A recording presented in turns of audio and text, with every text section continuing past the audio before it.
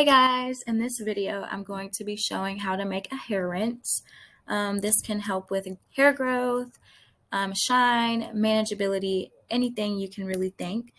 If you want more detail on how these products can help your hair, you can check the bio and description below, and I'll have that listed there.